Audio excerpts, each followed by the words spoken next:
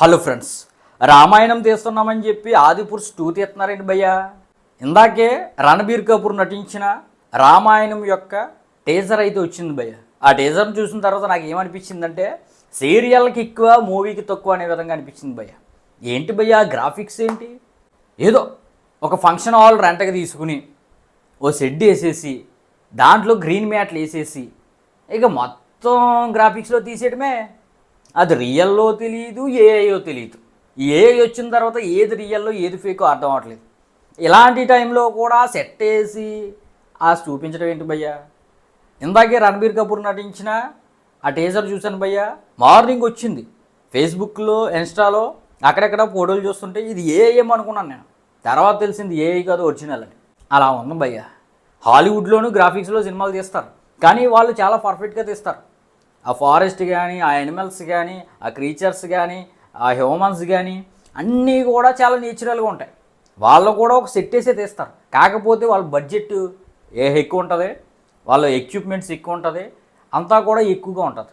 గ్రాఫిక్స్లో cinema తీస్తే ఎంత budget పెట్టాలో, ఎంత టెక్నీషియన్స్ కావాలో వాటిని పెట్టి తీస్తేనే బాగుంటుంది. మొత్తం గ్రాఫిక్స్లో తీసేస్తానంటే ఆదిపురుషులాగే ఉంటుంది భయ్య. ఇప్పుడు తీసే ఈ రామాయణం, ఈ మహాభారతం సినిమాల కంటే ఎన్టీఆర్, ఏఎన్ఆర్ టైంలో వచ్చిన సినిమాలు బెటర్ భయ్య. చాలా అద్భుతంగా, చాలా నేచురల్గా ఉండేవి. వాళ్ళు డైలాగులు చెప్తుంటే ఇప్పటికీ కూడా ట్రెండ్ అవుతూనే ఉంటాయి. ఇప్పటికీ కూడా ఆ సినిమాలు చూస్తూనే ఉంటారు. అవి భయ్య పౌరాణికలు అంటే. నిజంగా చెప్పాలంటే భయ్య మైథలాజికల్ యొక్క పరువు అయితే ఈ ఫిల్మ్ మేకర్స్ తీసేస్తున్నారు భయ్య. వీళ్ళకి ఎటువంటి నిబద్ధత లేదు. కేవలం ఆ రామ అనే పేరు చెప్పి క్యాచ్ చేసుకోవాలి, ఆడియన్స్ని థియేటర్లకు రప్పించాలి అనే థాట్ తప్ప ఒక మంచి అనుభూతిని ఇద్దాం, మైథలాజికల్ని మంచిగా చూపిద్దాం అనేది ఏం కనిపించట్లేదు భయ్య. ఎక్కడ లేని ఎలివేషన్స్, ఎక్కడ లేని గ్రాఫిక్స్. ఎందుకు భయ్య, ఎందుకు ఆ ఆర్భాటం ఎందుకు? ఆదిపురుషులు చూపించినట్టు రామాయణంలో కూడా ఏ క్రీచర్స్ చూపిస్తున్నారు. డిట్టో తెలిసిపోతుంది. ఈ ఆదిపురుషు 2 అనే విధంగా నాకైతే అనిపించింది. ఆదిపురుషు డిలీటెడ్ సెన్స్ ఏంట్రా బాబు అనే విధంగా అనిపించింది భయ్య. ఏంటి ఆ గ్రాఫిక్స్ ఏంటి, ఆ సీన్లు ఏంటి, ఆ సీరియల్లో ఎఫెక్ట్లు ఏంటి, ఆ కత్తి జయ్యమని వస్తుంది, గిర్రని తిప్పుతాడు రాముడు. ఇవన్నీ కూడా నాకైతే అంత ఏమీ అద్భుతంగా అనిపించలేదు.